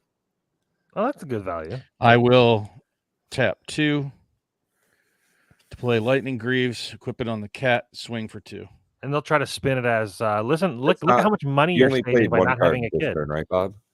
What's that? It was you only played 1 this turn, right? Oh no, sorry. I played Grim Tutor. You're right. I'll pass turn. Let me take back this Soul Ring that I cheated in. Oh, that's gonna be close around 5. Okay, we're getting into the thick of it here. Let's see what I can do. Start us off hot. I got a 3. Each opponent destroys target legendary permanent with the highest converted mana cost. God damn it. Oh, that's Lathiel. Okay, well, no, that's not the worst. In response, I'll use Shurikai's ability. I'll draw 2, ditch 1. Holy crap, where are the lands? Jesus. And then he dies. All right. What's the... You want me to roll or anybody else roll the second one? Whoever. What turn are we on? We're in turn 5. Yeah. All right. Go ahead and roll it, Matt. 14. We got all enchantments are gone. Yeah. Guardian Project. And Daxos is an enchantment creature. That counts him, right? Yeah. Yep. For sure. And it's sacrifice. Whoa, dude. Ugh. That's on to you. Nope. At the end of the boss monster's turn, I'll play Enlightened Tutor. Nice. And I will go get Sanguine Bond. Draw for turn.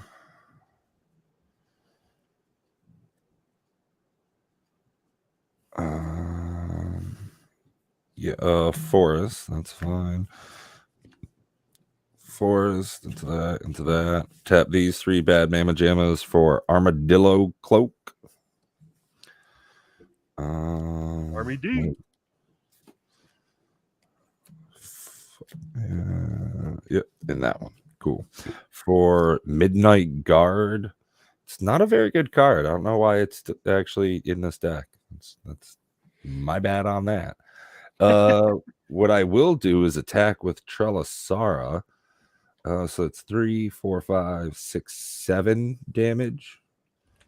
So it brings it down to 77.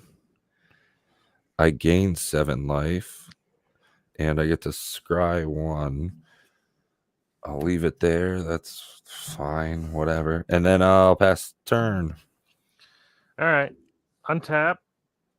Before I draw, I will use a blue for a mystical tutor.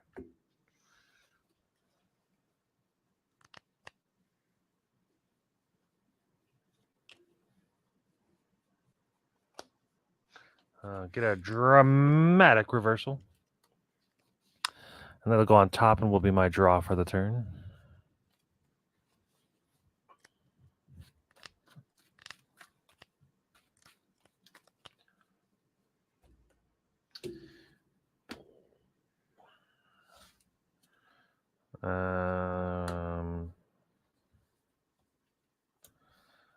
I will play a Soul Ring. And then I will use the Soul Ring to play an Isochron Scepter, imprinting Dramatic Reversal. And then I have infinite mana. I don't know that I can actually like win, but I can draw my deck. So the only thing I could really do is play Shorekai. So then I'd have the Soul Ring and the Fellowar Stone would be untapping. Oh, you know what's funny about that? Fellowar Stone is just Doesn't colorless. work. So I only have infinite colorless. This is a problem. You know, we got to fix this. I think that's a problem. So I don't have any kind of good. Okay, hold on. I'll play a Skull Clamp. I'll make infinite colorless. I get at the very least. Then I'll play a Skull Clamp. Does dramatic reversal only untap artifacts? Non-land. Oh. So I can Skull Clamp this pilot. I need lands. I've been missing land drops. Draw 2. Hey, lands. Colorless lands. Fancy. Okay, well, I guess I'm done. Untap. I can hit it for 2, I guess. We'll do that. Draw the Sanguine Bond. 75. Play the Sanguine Bond and swing the I thought it was an for arcane signet, not a Fellowar Stone. Whoops. Sorry, Bob. What was that? I played the Sanguine Bond and hit him for 2. 2? Down to 73. Very good. Very good. Okay. Well, that's the end of round 6. We each get to roll 1. Who's rolling first? Yay. Bob. I'll roll. Right. 4. 10 damage to everybody. We take 10 damage. 38. Okay. 2. Sack all the creatures. Oh, that sucks. Cock. It sucks. I should have put the Skull Clamp on, but oh well, I forgot. Oh. Pat. There we go. It is a 7. He gains 10. All right. I'm at 83.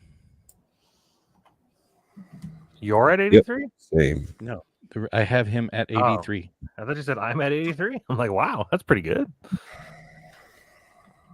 Okay. I am literally just fucking lands in a Soul Ring. It's fuck. Okay. All right, you got this. Yeah, right. It's I just need playing any mana rock that produces a color, then I can. Do any of you have like any way to do 1 damage to me, or make me gain 1 life? No. Nope.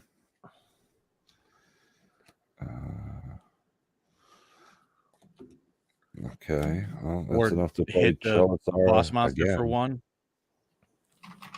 1. Get the 1. I attacked it for 2.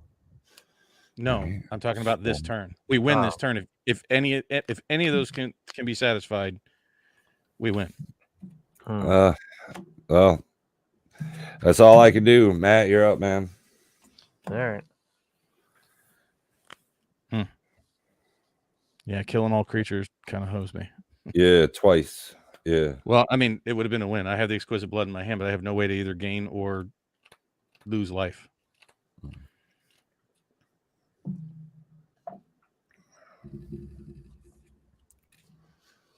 Well, I'll make infinite colorless again, and then I'll play a white and a blue for Shorekai. I will That's play. not a creature, right? Yeah, he's a vehicle. So then I'll tap it to draw 2, ditch 1.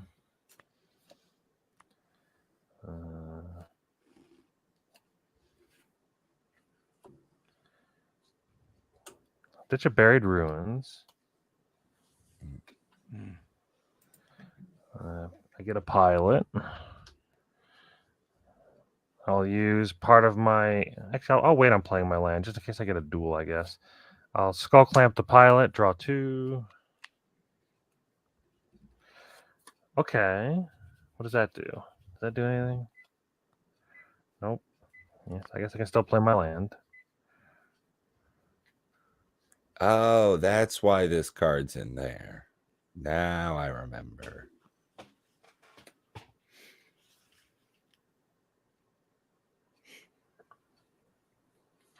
Oh, I can still... Yeah, I can still draw... I can untap Shorekai with Dramatic Reversal, so I can still draw. Draw 2, ditch 1. Draw 2.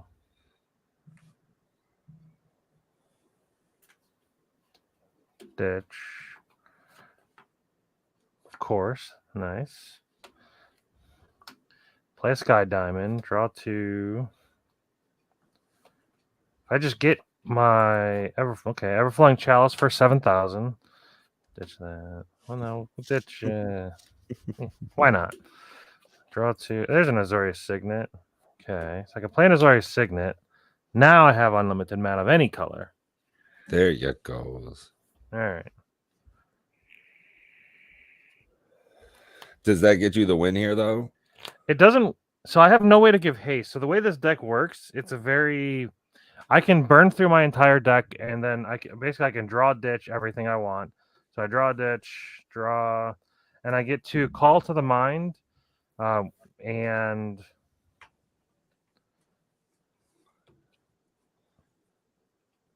Is there any way you can zap Bob for damage? yeah. No, not damage. I need life gain. Oh, Let me ditch some cards here. Let me draw 2. I either need to gain life or the boss needs to lose life. Sorry. Hold. Yeah, And all clear it needs is mind. just 1. Either I gain 1 point of life or the boss loses 1 point of life.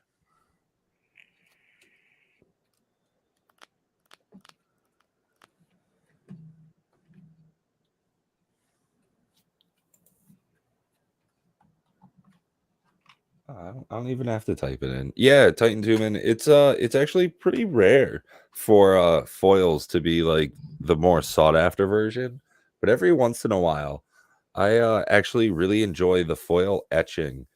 We recently did a 9-channel box battle sad fest over on DJ's channel, and I actually got a whole lot of foil etched cards out of the Adventures in Forgotten Realms Commander Legends 2 Electric Boogaloo set box.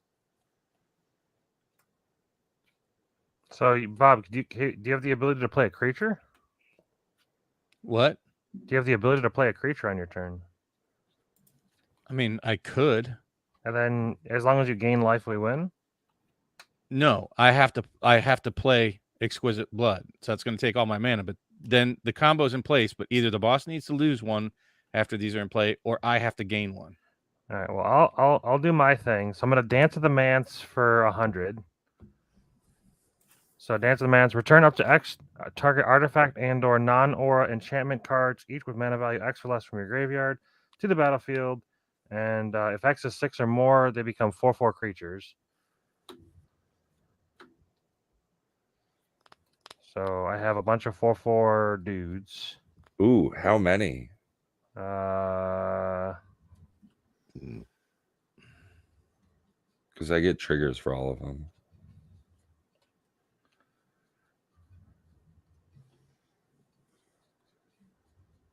that many.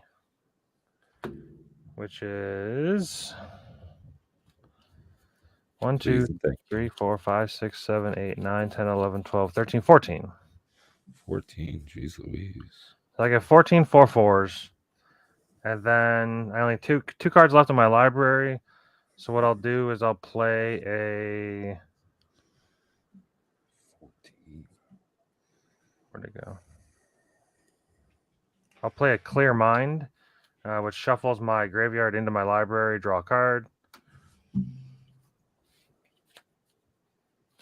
then that prevents me from decking. So I can loop that as many times as I want. So with Clear Mind in the graveyard and with the other card that returns a sorcery from my graveyard. So I can do that as much as I want, but there's no reason to do that. But I can just hold these cards in my hand. And then I have a bunch of counter spells and stuff that we can like basically prevent the raid monster from doing the things that we don't want it to do. So I'll pass the turn with that. Untap. Let's go ahead and play a land. And then I'll go ahead and play the Exquisite Blood. 15. Yeah. Pass the turn. So as long as it doesn't destroy all So that's the end of round. enchantments, we should 7. win. Okay. Hold on, I got you. I'm gonna resculpt your Mind Stone, giving you a 4/4. So it exiles that. Mine? Yep. And then I'm gonna Swords to Plowshare your your 4/4 dude that I create for you. Okay, we win. Yeah. Boom.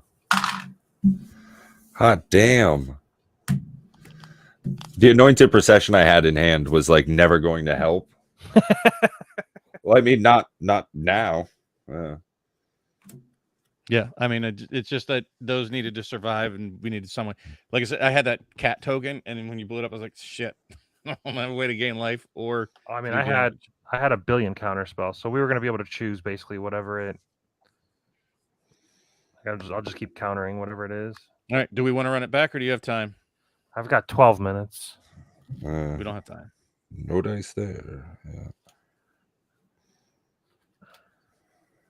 But yeah, this deck is designed for combo wins because of the first week of the league is for the the Giga League is no combos are allowed and no penalties. I'll But run there's the already hug one deck if guy you that's want to run not it back, playing. Pat. What was that? I was telling Pat, because Oh. I know you got to bounce. Do you want to Yeah. run it back, Pat? I'm actually gonna try and get to bed kind of early tonight. I've been Okay, under the weather for quite a while. sounds good. Then packing it up, pack it up, pack it in. I did not pack up my demo tutor that I picked up at Vegas 30. I'm going to try to. Yeah, I love how that was passed to you in a draft. Did you Because just it was an pass it to uncommon. me? The, I'm like, the guy he didn't look because it was an uncommon.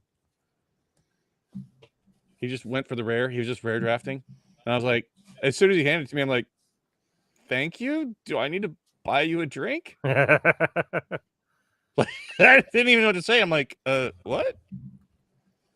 It's like, dude, did you seriously just pass me a demonic tutor? So when I And was he pulled from designing like this, 35-cent rare. It's like, dude.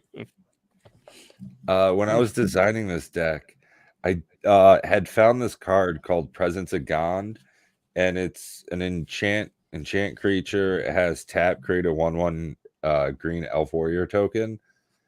I was like, this seems like it's pretty decent. I kind of like this. And then I eventually seen this Midnight Guard. I was like, why the fuck is this decent? This combo is like infinite creatures. Thanks, Strip.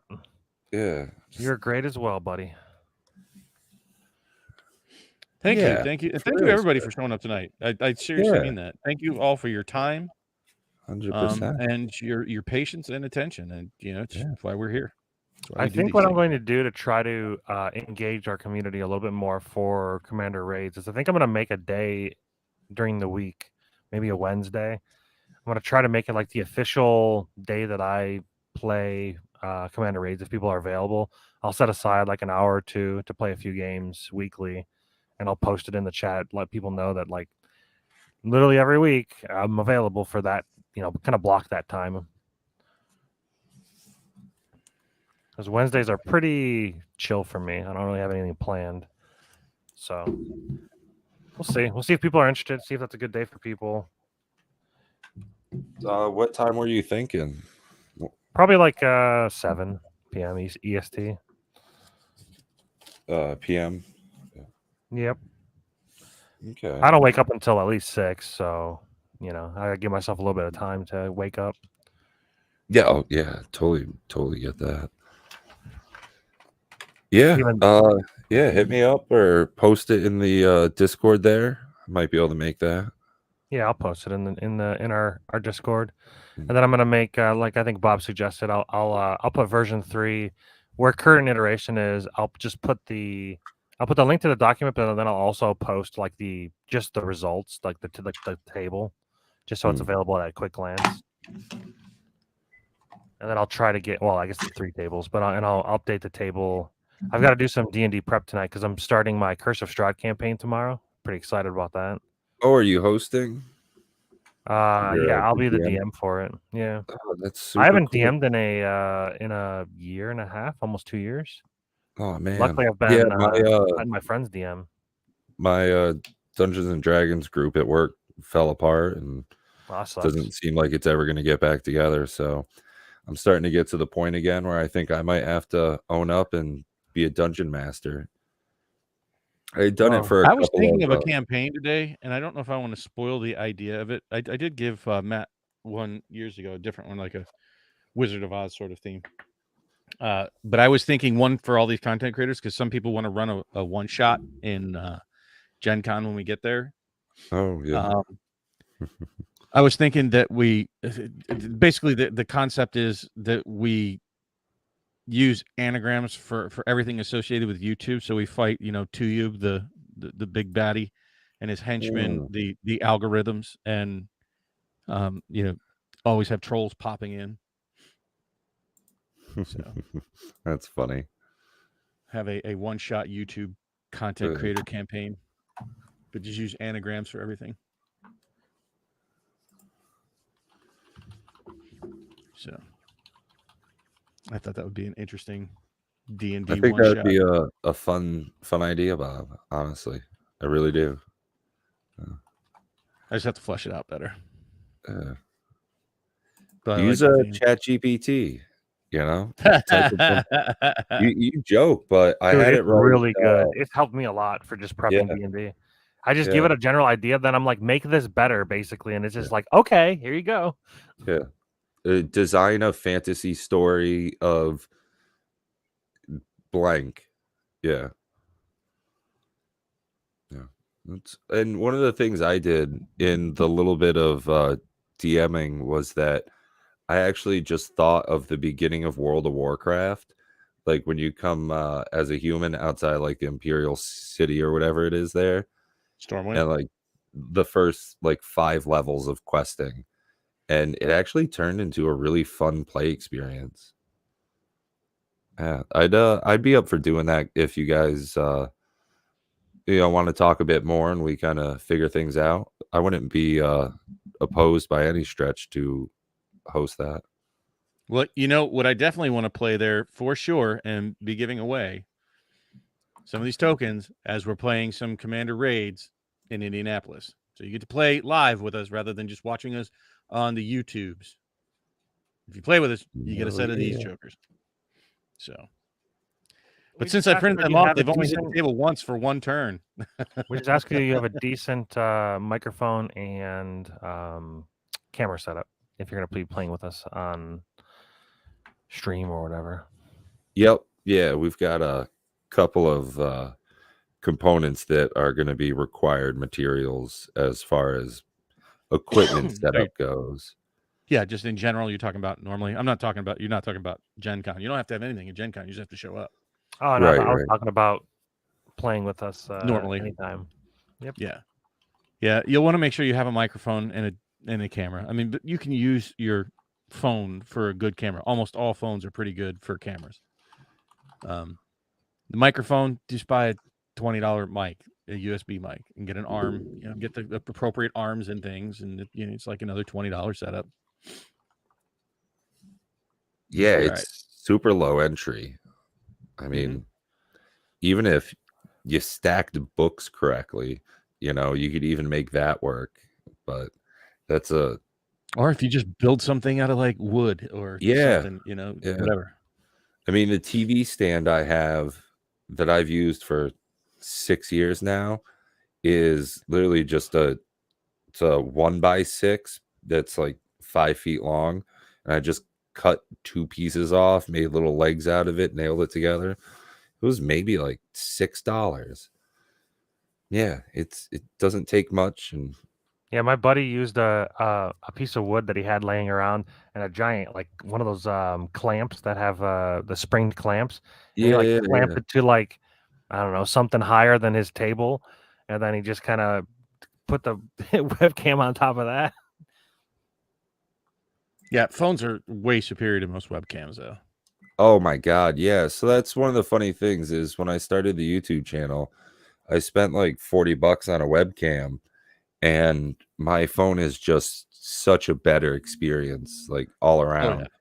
Even when I was doing the free version of Droid Cam, it was still notably better than. But they're terrible for audio, though. High quality webcam. But they really are bad for audio, though. Yeah. So, at any rate, that's going to do it for me tonight, folks. Thank you very much for stopping in and supporting us. Awesome Solar God, if you're still going, when I get upstairs, I will go up and see what you're doing, or are you already finished popping the box? Throne of Eldraine, what a great set, in all honesty. Yeah, thank you everybody for joining us this evening. Take care, be well. Till next time.